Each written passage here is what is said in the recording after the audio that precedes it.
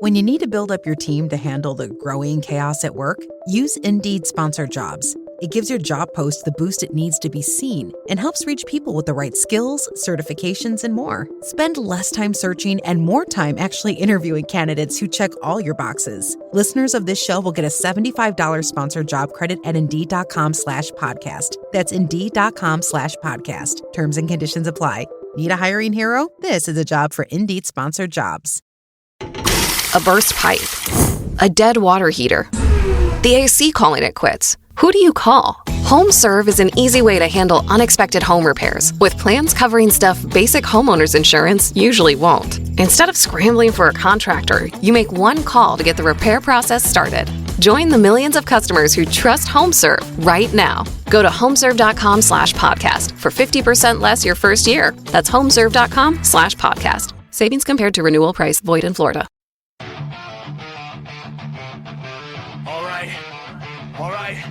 All right. This ain't just a show. This is a platform. Veteran built, battle tested. Welcome to the Misfit Nation. Yeah!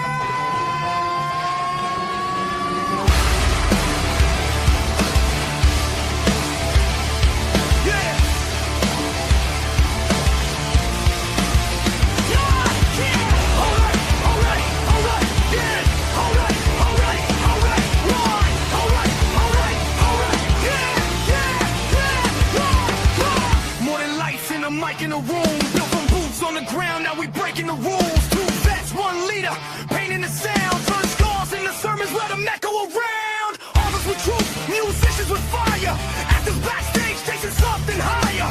Entrepreneurs bleeding just to get ahead. If you fought for your dream, yeah, you are what you said. If they told you no, if you still came back, if you fell to your knees but you stayed on track, this is your voice, this is your flame.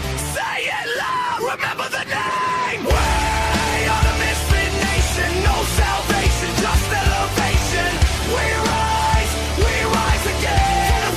From the fight to the end. We are the Misfit Nation. No damn labels, no damn cages. If you're still breathing, you belong. Turn it up. This is our song. Yeah. This is our song. Yeah. Veterans standing with ghosts in the chest. First responders running in while the world second guess. Gold star names carved deep in the soul. Your story ain't over, we carry the whole. Coaches teaching mindset, breaking the chain, turning barely alive into owning the pain. Truth over polish, scars on display. If it's real, let it bleed. That's the misfit play. If it's heavy right now, and the dark feels cold. If it's heavy right now, and the dark feels cold. If it's heavy right now, and the dark feels cold. It's Aubrey right now. We're the more than you know. 9888, don't walk alone. Veterans press 1, bring it home. Don't trade forever for tonight. You're still needed in this fight. We are the Misfit Nation, built from scars and dedication.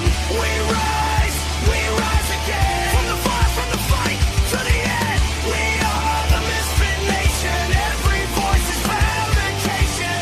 From the silence to the scream, we're strong. Welcome home, you belong. You belong. Get up, you belong. Oh wait, you. Oh wait, get up, you belong.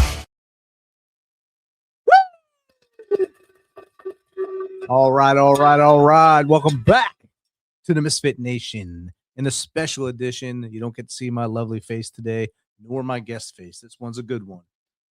We're honored to welcome a guest whose journey spans some of the most demanding environments on Earth. He has spent 13 years leading elite U.S. Special Operations forces around the globe, from commanding infantry platoons early in his career to leading teams across the Middle East and Africa. He's experienced the realities of leadership, sacrifice, and service in places most of us will only ever read about. But today's conversation isn't just about combat. It's about what happens when the mission ends. Like so many veterans, he discovered that sometimes the toughest battle doesn't happen overseas. It happens when you come home. After transitioning from active duty to the National Guard, he found himself facing an existential crisis that nearly cost him everything. What ultimately helped save his life became something much bigger. It became Nation Fall, a powerful novel born from real experience, deep struggle, and the search for purpose after war. Today, we'll explore leadership under pressure, life after military service, mental resilience, identity, healing, storytelling, and why fiction can sometimes reveal truths that facts alone never could. Whether you served, love someone who has, or simply searching for purpose after life's toughest battles, this is a conversation you won't want to miss. So settle in, turn up that volume, and join us as we welcome combat veteran, special operations leader, and the author of Nation Fall, Reid Cross. Welcome, Reid. Thank you very much, Rich. Man, you did a better job introducing me than I would have. I'm for hire if you want. That's got to need a new PR guy. I think you just hit the spot. So, Reid, we had a great chat in the green room. You have a lot of stuff going on in life right now, and our prayers go to you as your days getting numbered as just you and your wife at home, and you're welcoming a new part of your life. It's going to be amazing, an amazing journey for you and her, and we congratulate you on that as well. No, thank you so much. So, yeah, we've got twins right around the corner, and this was a big driver, behind why I switched out from active duty to the Guard, and now getting to see it all kind of come to fruition is really a surreal experience. So we're in the final countdown now, last couple of weeks of freedom, and then the house turns to chaos. Heck yeah, and sleepless nights. Here we go. Oh yeah, looking forward to them. I mean, I'm used to those. The reverse cycle's not too bad. Yeah. You just got to trade off who does what and when, and hopefully they're both on the same cycle. Yeah, that's what everyone keeps telling me. Getting them hooked on the same cycle early and often is best. So that's going to be the driving effort for like the next couple months, and we hope it sticks. Get them battle drills down and drive it into them. Exactly. I've already started like pre-locating caches of diapers and wipes all over the house. My wife's finding new ones every day. Battle drill, let's go. Yeah, exactly. So, Reid, you said you liked my intro of you. Fill in any of the blanks I left out there so that the audience knows a little more about Reid without, divulging too much. Yeah, I mean, you did a really great job. I've been in service now for 13 years. I don't see an end to it anytime in the near future. I love what the Army did for me. When I first talk to people about whether or not they want to make the decision to kind of go into the service, I always hark on my experience as the Army really did kind of save me, which is weird for some people to think about, going into a profession of arms where combat and life and death situations are what you're going to be faced with, and then telling them that that's what saved my life. People kind of get confused by that, but I was not going down a good path. When I was younger, I finally kind of came to the realization that I needed to make a change, and not being from a military family, I didn't have a huge background to lean into it and a lot of resources to ask, but I'm a burn the ships kind of guy. So when when I saw the writing on the wall, I just decided to make the decision. Best decision I ever made, second only to marrying my wife. So I've loved everything I've done. I've got to lead everything from infantry platoons up through special operations detachments, and now some other positions I've taken within the force. And there is no more rewarding experience, in my opinion, than being around good people and leading those folks, in both training and in combat. Outstanding. And you said you're not a legacy soldier, a legacy military family. There is no one in your immediate circle that had military background at all that influenced you, or is it just like, hey, I need to do something to get out of here? Yeah, no, I grew up in the Northeast, in New England. It's not a huge kind of military recruiting pool generally. And, I was not from a military family. My dad is an accountant. My brother works in finance. There was no real ties into it. And then as I was growing up, trying to figure out, my place in the world and what I wanted to do, I was always kind of the outcast when it came to what my interests were, because while other friends were out watching football or playing pick up street hockey in the back, like I was out in the woods running around fishing and hunting and playing Army in the backyard. And it was one of those things that kind of carried with me throughout my life. When I got into college, because I thought this is what you're supposed to do. I hadn't seen any other way. I was wayward. I was like most college kids. I was too preoccupied with partying and chasing women to really dedicate myself to my studies like I probably should have. Um, but ultimately, graduated and then was left with this kind of void of what do I do? I got to find my way in the world now. So, not having anything else to go off of, got a job. So it was the tail end of the recession. So they were few and far between. I took what I could get. I was doing outside sales in Chicago, which Chicago winters, if you have to walk office to office and that, anyone else can relate. It is miserable. And I was really, put me into a really dark place. I was drinking a lot. I gave myself gout at 23. Wow. Which, yeah, it's not. It's something I can look back on now and I can laugh about. But at the time it was a pretty big red flag for me. When I went into the doctor's office and told him what was going on, I was like, yeah, my toe really hurts when I drag this sheet over it. The doctor looked at me and goes, you have gout. I didn't know what that was. I go, is that bad? And he goes, yeah, I see this in 70-year-old alcoholics. And I was like, oh, great.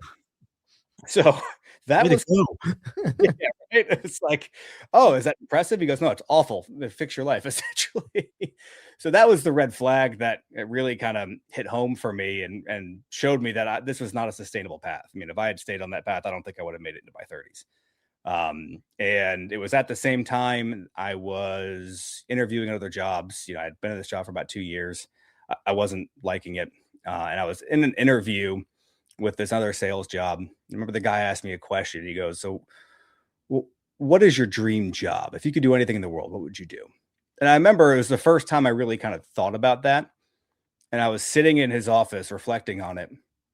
And the first things that came into my head were scenes of, the stories that I had kind of grown up on, which were, MACV guys in Vietnam, things like that that's always kind of what I aspired to be, the people that I admired most. So in the interview, I said, I was like, well, I think I would be like a Green Beret or a SEAL. Like I want to go do that. And the recruiter, the guy who was interviewing me, he took that as like, oh, this guy's a go-getter. He wants to get after it. He'll be great in this sales role. So he starts telling me about the job and I'm like, no. I don't think you get it. I'm going to go do that. And I stopped him. I thanked him for his time. And I walked out of that office. I walked back to my job, told my boss I was quitting. And then that afternoon, walked down the street to my local Army recruiter and signed up. Wow. Yeah, it was. I told my parents about 2 weeks later. I was 24 at the time. That this was the decision I had made. My mom cried. My dad told me he wished that I had figured this out 6 years earlier so that I could have saved a bunch of money on college. I said, that's probably fair. But that kicked off my journey. And then, I went straight from there. 3 months later, I was in basic at Fort Jackson. And within the first 24 to 48 hours, I knew that I had made the right choice. I mean, it just felt right being in that environment. And then obviously, things moved on from there. They moved a lot quicker from there. You were at Fort Jackson, so you had to make a decision at some point to become an 11 series and then go to the Green Beret side. So yeah, how was that journey? Yeah, so I came in. Originally, I was going to go in as an 18 X-ray. That was my intent. I had done my cursory research at the time, and I was like, okay, I know I want to go do something like that. This is the fastest path to it. My recruiter, in hindsight, did me a favor.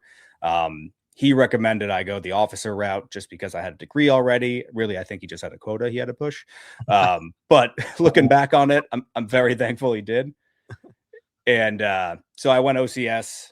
So I went from Fort Jackson to Fort Benning, went through OCS. OCS is a competitive landscape, so you have to finish, at the top of your class in order to kind of get the choice of what you want.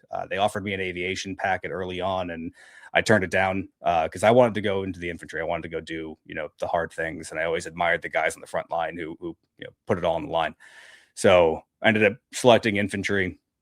And then going through kind of the normal, rigmarole that, brand new infantry second lieutenants have to go through. So infantry officer school, did that for 4 months, went from there, went to Ranger school, actually heat catted on my first attempt at Ranger school. during the 12-mile ruck. It was summertime. It was an awful experience. Came back just completely dejected. I was, that tore me up because I was so dedicating myself to being successful at this, and then to go to Ranger School and have that first setback really, kind of put me on my heels.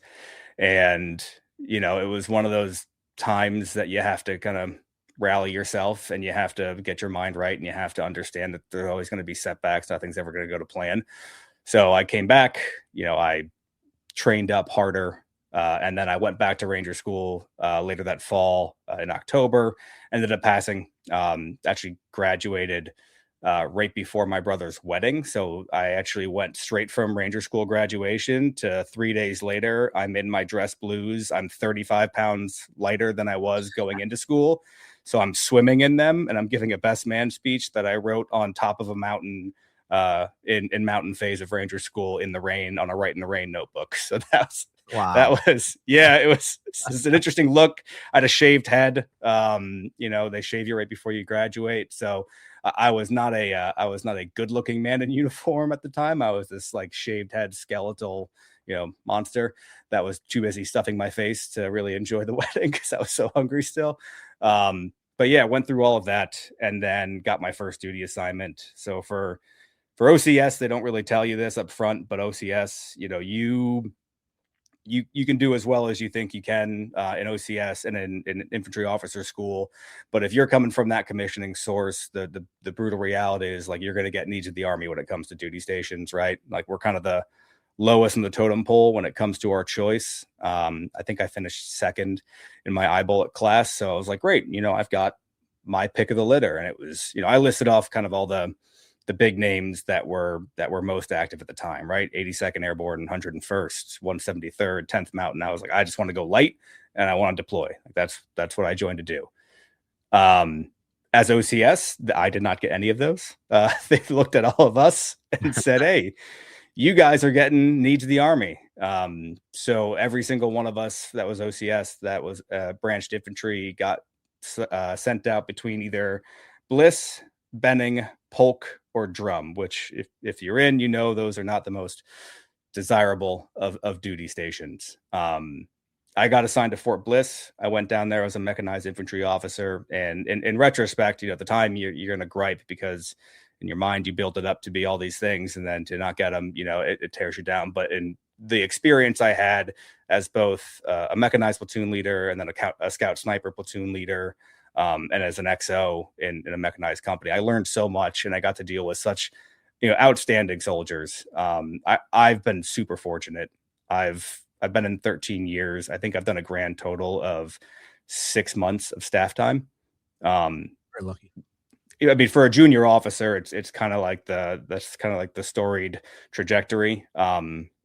So I have zero complaints, right?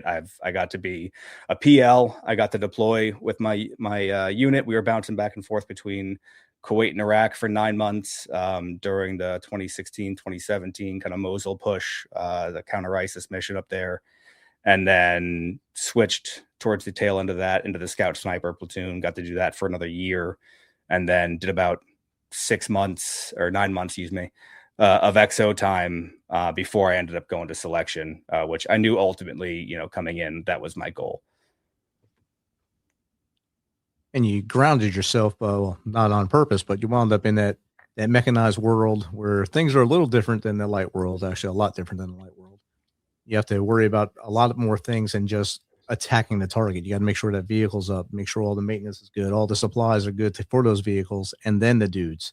Yeah. So you have a lot more things on your mind than go into selection after that. And of course, being an XO in that world as well, you got that whole logistics world and management world down pat before even going to selection and then going to the team. So I think that would help you become a well-rounded officer going into the route. I mean, it really does. It teaches you, tactics and techniques that, as a light infantryman, you don't generally think about, which, ended up paying dividends for me later on during my SF time when we were downrange. And, our partners had up armored Bearcats, right? And they were talking through how do they implement those. And, from a light perspective, if you don't get that kind of exposure or working with vehicles in and out of vehicles and learning how to maneuver those and mass fires with them is something that you probably haven't put a lot of time and thought into. And fortunately for me, I had that breadth of experience. So when I did get into that position, it was like, nope, I know exactly how you guys can implement these to the best effects. So it did a wonder for me, and then also really taught me how the Army works. And I think that's a gap that a lot of folks who go straight into SOF, like the 18 X-ray program, there's that knowledge gap that becomes more apparent the more time they spend in it. Learning how to work in those systems, I think, is something that's only value added for guys once they get into the regiment. Oh, definitely. And you see it a lot. I work not far from 5th Group, and I meet a lot of dudes there that they did the X-ray program, or they only spent a very little bit of time in the conventional Army. So they didn't learn a lot about what goes on the other side of the fence. So when they do get to go work with these dudes outside the wire, and that's their partner force, really, they have a steep learning curve to how to work with them, because they didn't know, and they didn't know what goes into getting those guys to the front. I think you got the leg up by doing the ear route, and I know it was begrudgingly, but it was a blessing in disguise. It really was. I mean, I can't say enough good things about my time as a PL. Just so happens I also met my wife, who was going to nursing school when I was at Fort Bliss, so that's a nice perk as well. But I mean, my time with my platoons is something that I wouldn't trade for anything, right? And I think honestly, had I tried to go to selection straight off the gate, I wouldn't have gotten selected. That's probably a fair statement, because, as you know, you've seen who makes and who doesn't when you went through, and you can see the people who have experience and some leadership behind them are usually the ones that keep that grit and keep pushing forward with resilience to get through it. And then there's guys that just they say, this isn't for me, and they quit. Yeah, I mean that's the kind of the brutal reality, and that's what selection's designed to do, right? It's designed to weed those out who don't have the maturity or don't have the the physical readiness to be able to meet the mission. And I think if I had come in as a 24-year-old fresh off the street with my nascent understanding of military physical fitness standards and leadership principles, I don't think I would have ended up where I am today. Definitely. And I think more people should do the route you did and come out that way. That way they learn a lot of value added, bringing into the other side of the world, and come out a lot better leaders. Yeah. I mean, that's another kind of really, it was a difficult experience for me at the time working in the private sector before coming over, just because due to the time and just kind of due to my personality, it wasn't a great fit, but it did teach me a lot in terms of personality management, relationship management, which I think are all things that especially when you get into special operations, but really the military as a whole, right? So much of your career is going to be based on that, and your ability to read the room, read the people around you, understand what the commander's intent is, and execute in a fashion that meets that, but also, positions you or your element to take point on that. And that's really a large part about what the role of a detachment commander on an ODA is, right? Some people want to say things like you're the salesman of the team. I don't like that analogy. I look at it as my job was to get my team employed. And I had to learn how to manage personalities, navigate relationships, both within our unit and outside of it, in order to position my ODA to be in the best spot it could be, to get the missions we wanted and get to do the things that we set out to do. Definitely. And I think, like I said, you had the best glide path, and it put you in the great motion to get where you are now. And of course, meeting your wife helped you to make that decision to hop the fence and go to the National Guard side and stay with it, not just leave it all behind, but stay with it, but with a different parameter now. Yeah, absolutely. I mean, I was not ready in my mind to make the switch when I did. Not fully, right? We had agreed, we had both decided, okay, this is what's best for our family, and I had to make a decision that I think a lot of guys in the military struggle with, which is putting the family first and not the job.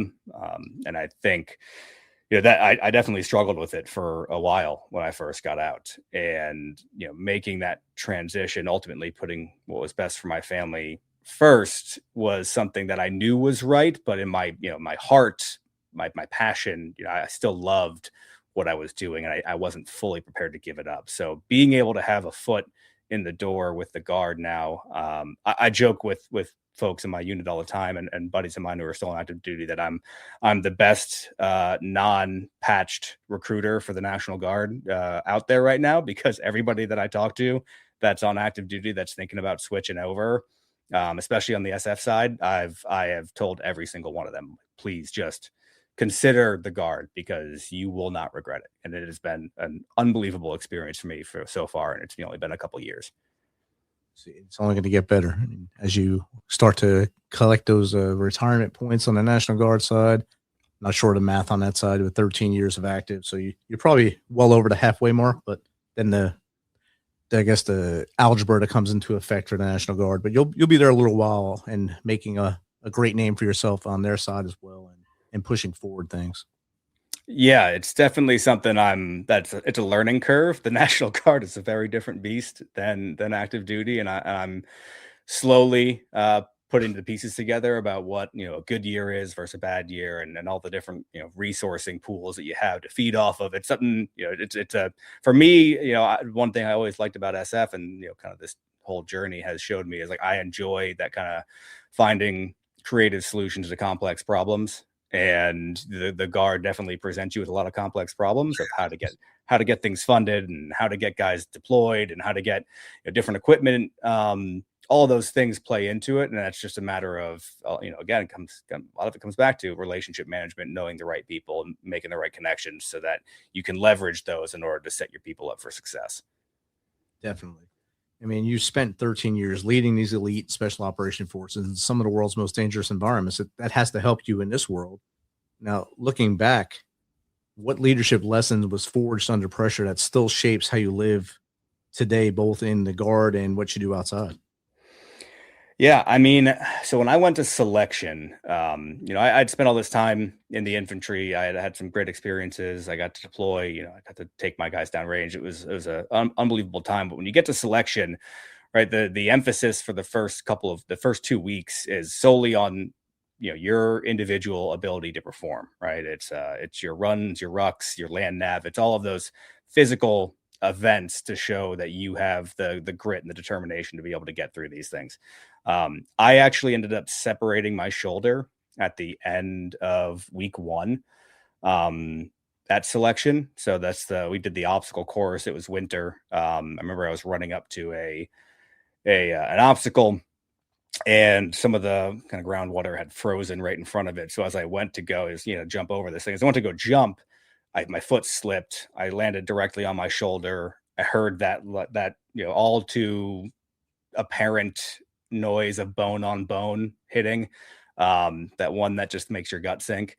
And I knew something had wrong. I ended up finishing the obstacle course, making my way back to the med tent to go meet with the PA was there. And I was like, hey, this is what happened. He looked at me and he goes, yeah, you separated your shoulder. And I go, okay, well, what does that mean for me? He goes, well, you have 2 choices. You can either continue on and hope it holds up, or I can medically recycle you and you can try to come back for another later date. And I knew, I'd already done the math in my head, and I knew that because of my timeline where I was in it, this was going to be my only chance to be able to go through selection, get picked up, go through the Q course, and still have the time I needed in grade to do what I wanted to do. So I made the decision to stay in. Straight from that event, we went into land nav, where you're running around with a 80-90 pound ruck on. You're doing 25 to 30K a day movements. I'm literally just wrenching down my ruck across my chest, so I'm taking pressure off my shoulder to make it through that. Ended up getting through that, and then you get to team week. And team week is really where they look at individual leadership. How do you operate under stress? How do you operate under pressure? And what I realized quickly is, and this is what I think became my asset, and probably was heavily influenced by my time in the private sector, but was leveraging the skill sets of those people around you. You don't have to be that single point of failure. And I think that's where a lot of folks struggle, right? They want to maintain control over everything, especially at selection, because you think, the spotlight's on me. I have to be the one to make the decision and drive the ship. And when I got there, we're doing this apparatus build on the second day. And I wasn't even in leadership at the time. I had just finished my leadership look, and I was, like the assistant at that point. Well, one of my counterparts, another officer in the course, he's busy barking orders at people and saying, this is how we have to do this, and this is how we have to do that. And I remember looking over, and there was a guy in my team for that event who had a mechanical engineering degree from, I believe it was Auburn. And I remember stopping my counterpart and be like, hey, just shut up for a second. And I looked at the mechanical engineer and I go, you're the mechanical engineer. Tell us what to do. And that dude went to work. Hey, do this, move this, tie this here. He gave us the cleanest directions to build this thing, which is just a jumbled mess of metal bars and heavy sandbags and a couple tires. And you just got to figure out how to move it. And we had the smoothest running apparatus of anybody else at selection. And we blew the time limit out of the park. I mean, we were done an hour and a half before the next team. It was incredible. And it was just because we leveraged the skill sets of the people around us. And that was something that I took away from there. And I had been implementing to a lesser extent, throughout my career. I was always leveraging my subject matter experts and my folks that had been to combat more than I have as a brand new lieutenant. I didn't have any combat experience. So I would always pull in, my team leaders, my squad leaders who had some time out there. And I'd say, hey, this is the plan. This is how I built it out. Shoot holes in it. Tell me where it's wrong. And I think, in my opinion, there's no better leader out there than someone who can admit their faults, admit what they don't know, be humble enough to ask for help, and to leverage those people around you that may have a better idea or a better understanding of what needs to happen. I think that's something that I will always forever carry with me as a core principle of what a good leader should be. Definitely. And the shoulder story, I've seen that happen to many dudes, me being one of them. And I remember I took a PT test after it happened to me, and the person counting when I was doing push-ups seen my bone popping out. And they stopped counting. They just said, you're good. You pass. I said, what do you mean? She said, I can't watch this anymore. It's gruesome. I said, she's like, you don't feel it? I said, I don't feel anything up there anymore. Thank you. Yeah. And the bad part is that's gonna stay with you forever. If I look at like myself with my shirt off now, I can see like the bone of my collarbone jutting out higher. My arm hangs lower on one side. Like, it doesn't go away. It doesn't heal right after that. I went to the VA after I retired, and they looked at me and said, something's wrong with your right shoulder. I said, I know. Yeah. Like, what is it? Yeah, thank you. You want me to give you the medical term for it, or can you diagnose it for me? Did they tell you it wasn't service related? They tried to. Yeah, of course they did. They tried it with everything. So I said, just write down what you think, and then I'll fight what I have to fight. Thank you. Yeah, I mean, that's unfortunate. That's the way you have to do it. Yeah, I just laugh at every time I go in there. I just laugh at them when they ask me questions. I got hit with a mortar in 2012, went through the back of my left leg out the front, and they wanted to know why there was a scar on both sides of my leg. Have you ever heard of a pass through? No? Okay. I told them I said it went in the back, out the front. So why is there a scar on the front? I said, can I have the next doctor, please? Anyone? That reminds me of a conversation I had. I have a couple of herniated discs in my back, and so does my wife. And when we were stationed in North Carolina, I remember we went to this orthopedic surgeon at Duke to try to get some assessment for her. We were talking to the orthopedic surgeon, and his first thing is he looks at her MRI and he goes, "Oh, you need a fusion." My wife was 27 at the time. Wow. I was like, no, we're not. She's 27. We're not fusing her back. Like, she's got so much time. No. And I go, aren't there, isn't there some PT or some exercises we can do to strengthen it? And this surgeon said verbatim, "Oh, I don't recommend any of my patients exercise." And at that, I turned to my wife. I said, "We're leaving. We are leaving. Like, this is done." Like, Wow. I've never heard a doctor tell you, "No, exercise is bad. Don't do it." I was like, "Yep, nope. This is not the place for us. We're on our way out of here." Wow, I just knocked Duke down a few notches in what I thought was there. So it's good. I know. I had the same exact experience, right? I was like, "There's no way, right? This is Duke. It's Duke Medical Center. Like, everyone knows Duke." And I Top got of the there. line, yeah. That's what you think. Yeah. I was sorely disappointed when I heard that. But then again, top of the line, it's also a teaching school. So you got to, I guess, take the goat to bed. Yeah, yeah. I guess that's probably true. As I mentioned in the introduction, you said the hardest battle wasn't necessarily overseas, but after transitioning from AD to National Guard. Can you take us back to that season and explain what made that transition so difficult for you? Yeah. I didn't really fully grasp it until kind of I was in the throes of it. And I got off active duty. I did a skill bridge program, so I had a little bit of a buffer, and I got back into the corporate world, which I thought, I've got to do a lot of the things I wanted to do, so I'm okay doing this and still having a foot in part time. What they don't tell you, you go through your TAPS program and everything. They don't tell you is though that it's the loss of purpose that is what lingers, because every day I was waking up and I was going and sitting on these Teams calls and listening to quarterly earnings, and I couldn't help this kind of nagging feeling inside of me of like, what am I doing this for?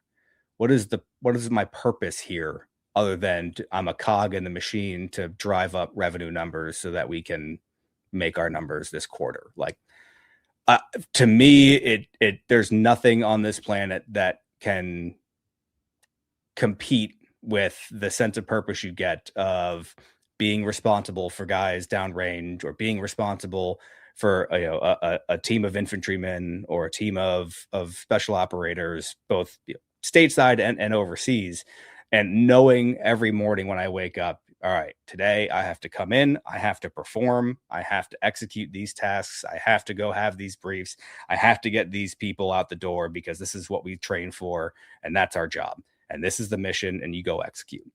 When you get out, all of that goes away, and you're left kind of with this void, this chasm that nothing else can really fill. Um, as much as I tried to throw myself into my hobbies, I'm a big outdoorsman. So I was like, I'll just go hunt and I'll fish and I can do that. Those are all great. And like, I will always do them. It's a staple of who I am, but it doesn't take the place of that sense of purpose. And I think when I first got out, I wasn't fully prepared for how much that was going to affect me. And it did in a drastic way. And the transition affects everyone, and no matter how tough or how long you served, how tough you were in the military. If you serve 2 years, 20 years, it affects you. It affects you greatly if you don't grasp onto that thing about purpose right away. And purpose is what gets us going every day in the military. We have that purpose, we have that motivation, we have direction. You live by a list every day in the military without even knowing it. You get out, and now you don't know what to do with your hands, because Right. you have a dude on your right and left laughing at you for something you just did, or making fun of you, or having fun with you, or going on to target. Now it's you, and like you said, in that Teams meeting that can drive you bonkers on a daily basis. And you have to find what makes you tick. It might not be that Teams meeting. It might not be your time with the guard. It might be something even outside that, where you go and volunteer and mentor somebody, or maybe you're helping out someone in the community. Find something that is your purpose and shine a light on it. 100%. I mean, that's something that nobody tells you about until you're kind of in the throes of it. Yeah. And you couldn't have said it any better, right? Like, you wake up every day and you know what that purpose is. And the guys to your left and right, the gals to your left and right, they're going to remind you. When you get out, that accountability structure goes away. One of the shocking things I realized when I got out of the Army and went back into the corporate world is how little some people actually work. which to me was mind blowing because I was like, what do you, I would fire all of you in a heartbeat if you were on my ODA and this is how you performed. Like, what is going on here? But that accountability structure, it's just so much different.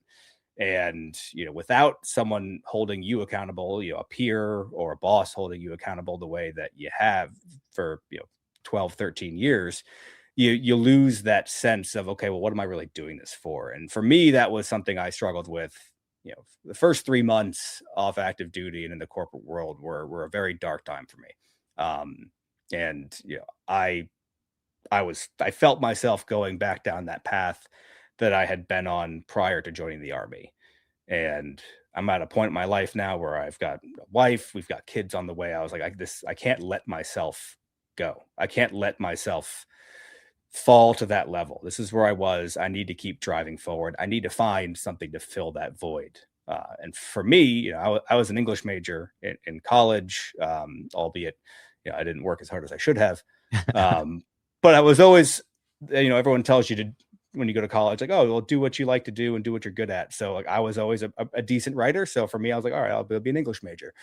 So it was one night, I remember I was sitting on a late night Teams call that we had gotten summoned for, which is one of those like false sense of urgencies that really didn't need to happen. It wasn't something that was so pressing. Like, coming from our world where it's like lives are on the line when someone's like, we got to get this in today. It's like, oh, do we though? Like, it's the weekend. No one's working. So we'll be good. We can get it on Monday.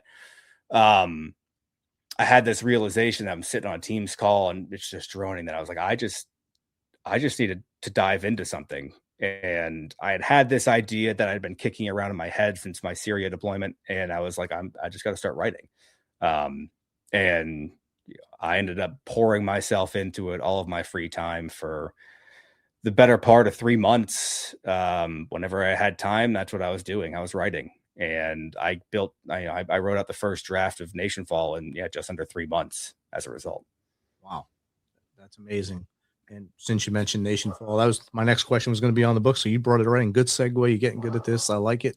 I'm trying, Your book, Nationfall, came out of one of the darkest periods of your life. At what point did writing stop being just a creative outlet and become something that was actually helping save your life? Honestly, almost immediately. Nice. For me, once I started putting words on paper, it took my mind out of that place that it had kind of been starting to spiral into and brought it into this world that I was building. And I realized quickly that, if I didn't have the camaraderie and, the mission to fill that void and keep me focused, this can take that place and this can kind of keep me going. So when I dove into Nationfall, that was all of my time. I mean, it was all of my free time that I had outside of, do my job, take care of the wife, walk the dogs, come back, sit down, write, because it kept me focused and it kept my mind kind of free of those, those kind of encroaching thoughts of, I don't want to be doing this anymore. I was looking at the website, and the cover of the book is amazing. You have all aspects of what modern warfare is just on that cover. You have urban warfare, you have the military vehicles, and of course you have the unmanned aerial vehicles above them. Yeah. Great cover, great design. I like it a lot. Hopefully it's doing well and we'll continue doing well with that.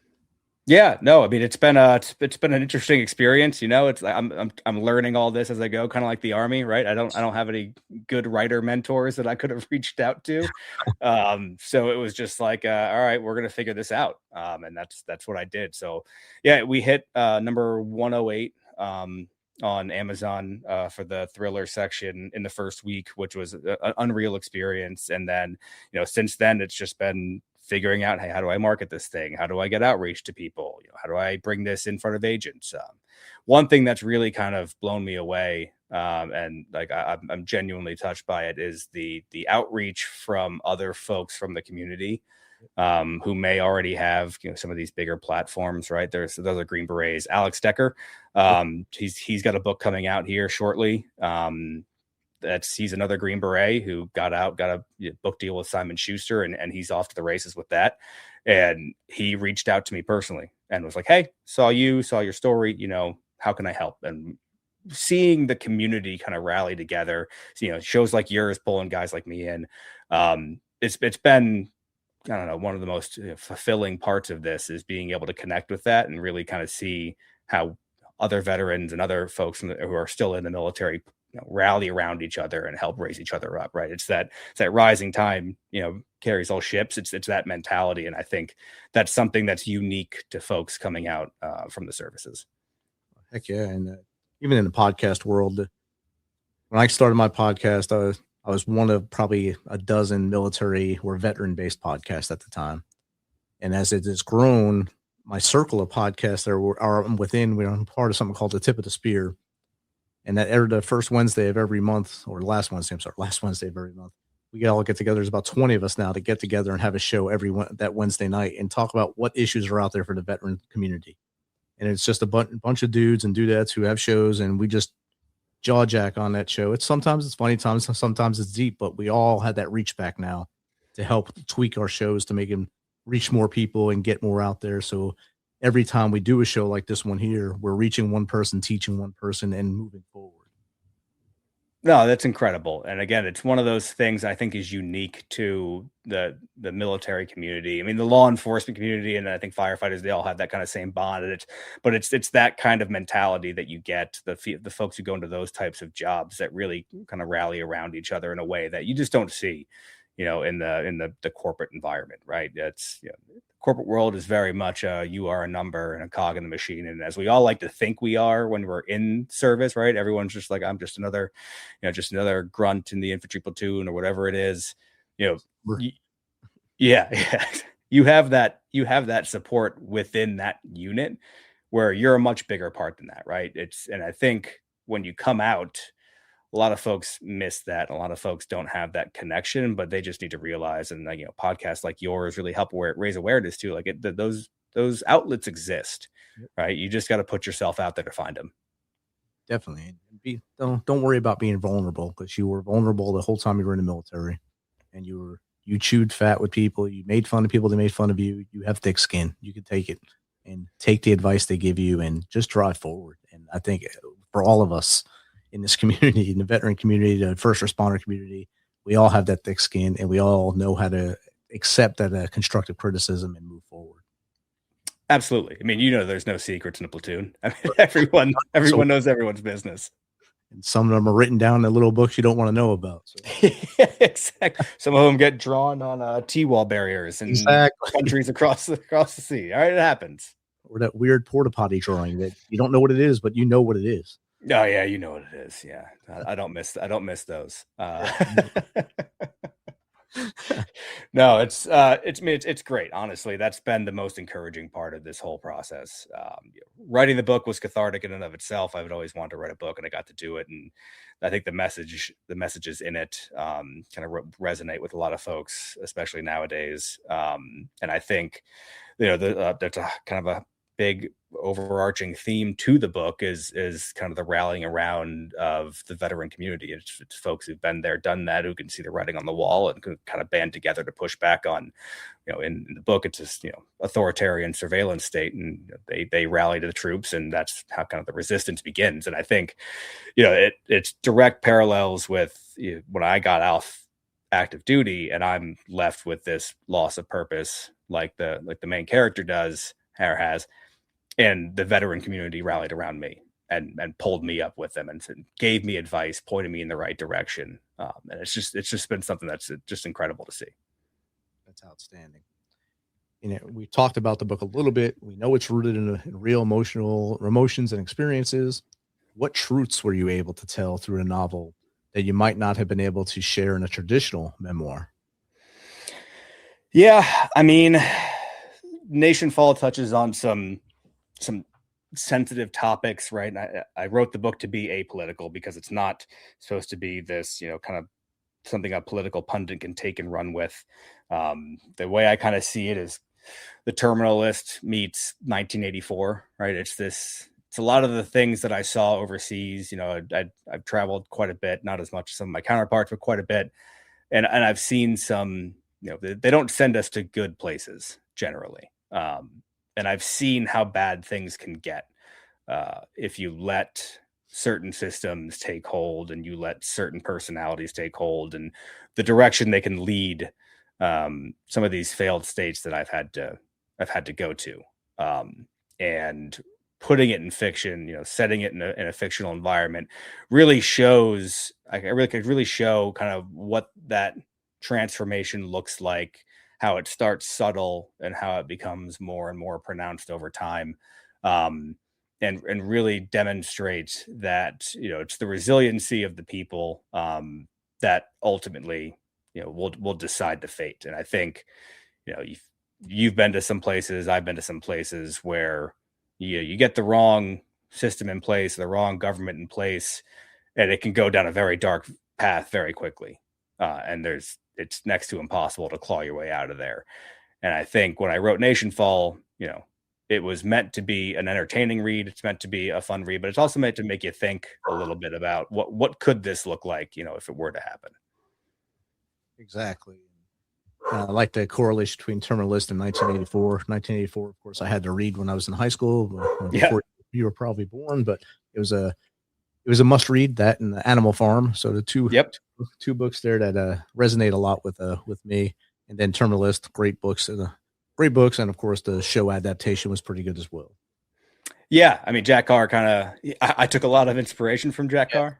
He kind of painted the picture of what this transition from military time to author could look like. He's kind of in my opinion, the modern day, OG when it comes to what that looks like. So I just kind of looked at his path and I was like, all right, well, it obviously worked for him. So it's a good starting point, and went from there.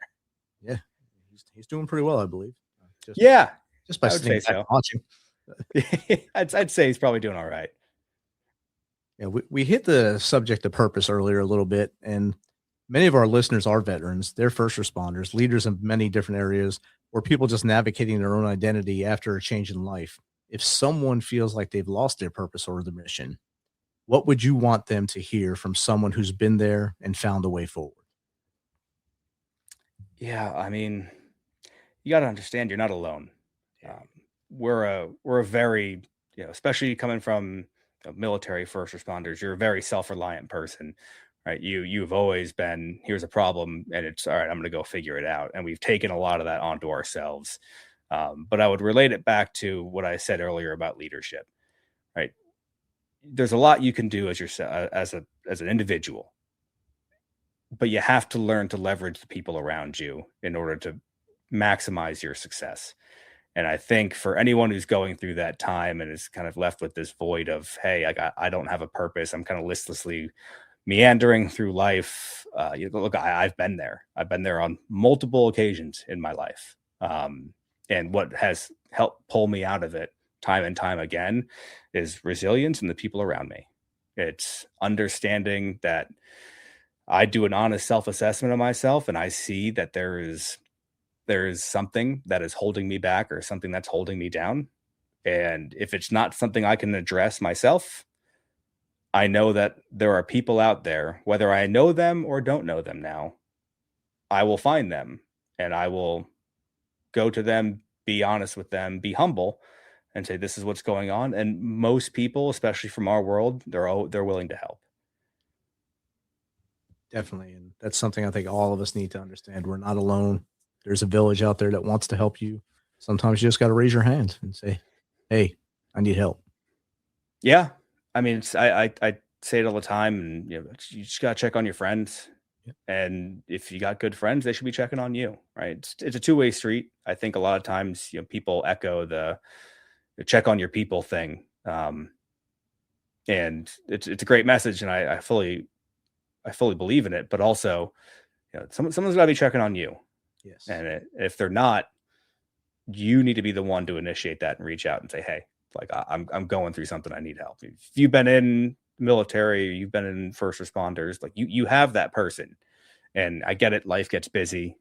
Everyone's got things going on. Sometimes you lose connection with folks, but you know how it is in our world. But if I reach out to a buddy I haven't talked to in 3 years that was in the infantry with me, we'll pick up right where we left off. Yep. You probably still do the same dumb stuff. Exactly. That's how it works. Yes. That's how it works. And when you bring it up to them, hey, look at and have that conversation, and I guarantee you, I got buddies that I know I can call at 3:00 in the morning, and say, hey, we got to meet up. We got something to do. And his responsibility, all right, I'll bring the shovel. Right. Everyone's got that friend. Who's driving? That's it. Yeah, exactly. Whose car are we taking? Whose car are we taking? But it's, I think, so often we build this image of ourselves up in our mind of, I am an island, right? I can weather the storm. I can get through anything. When in reality, I mean, there's just going to be some times in life and some things that happen that you're going to need a support structure to leverage, and you shouldn't be ashamed of that, right? That's human nature, and there's a reason that you built these bonds and these friendships with people. It's for moments like that. That's where your good friends really shine, right? Like your good friends are going to be the ones that are there with you in the hard times. Your acquaintances are the ones who, when the hard times come, they don't pick up the phone. Right. Or they brush it off. Yes. Yeah, definitely. We'll read this. 55 minutes has flown by here. Yeah. What's the best way for the Misfit Nation to get in contact with you? If they want you to come on their show, do the same thing we just did, or just pick your brain about Nationfall, about anything you've done in life? Yeah. So Reid Cross USA. That's me on Instagram and Facebook. If you want to talk to me directly, you can email me. It's reidcross, one word, .usa@gmail.com. Just shoot me a note. I'm happy to talk to anybody. And those are kind of the biggest ones right now. For the book, if you want the book, it's on Amazon. It's Nationfall Book 1. It is the first book in a series that I'm building out now. The audiobook is currently in development, so we're hoping to have that out by beginning of August. So that's exciting. That's been a whole new thing for me to learn too, is how audiobooks work and what that process looks like. But yeah, I mean, Rich, I can't thank you enough for taking the time to speak to me. I think the message you guys have here is phenomenal. And, I look forward to hearing more from you in the future. Outstanding. And before I let you go, I have one last question for you to help the Misfit Nation grow. Sure. What's 3 things they can start doing tomorrow to make them better people? Whew, that's a good one. Okay. Step 1, exercise. So many people want to let themselves go when you get out of the military. Don't fight the urge, because if you don't take care of your mind, you're not taking care of your body. And if you don't take care of either of those things, you can't take care of the people around you. So take care of yourself, mentally, physically. 2, if you've had a dream, if you have something that you want to do, that you've thought about doing, but you don't have the time, or family events come up, just start. You don't have to finish it. You don't have to do it all in a weekend. Just start. Take the first step. I think so many people get bogged down in paralysis by analysis, right? They start to think of all the things they have to do. Just dive into it. I mean, that's what I did with Nationfall, and just ended up going from there. And then lastly, and I think kind of most importantly, always put your family first. I think that's something that I definitely struggled with when I switched to the National Guard. And I think a lot of, folks like us, and especially in the veteran community, struggle with, especially when you're still in and the job is the job. It absorbs so much of your time, but always put your family first, because at the end of the day, that's all you got. Exactly. Reid, thank you for that. Thank you for your service, your leadership, and for having the courage to share not only your journey, but the message behind Nationfall. Your story is a powerful reminder that even after life's toughest battles, there's always hope, purpose, and a new mission waiting to be discovered. To everyone listening, if today's conversation resonated with you, please share this episode with someone who needs to hear it. Be sure to pick up a copy of Nationfall and learn more about Reid's work at www.nationfallbook.com. Until next time, remember, be kind, be resilient, keep making a difference. This is the Misfit Nation Show, where every story has the power to inspire. We'll see you next time, and be humble, stay hungry, and keep hustling.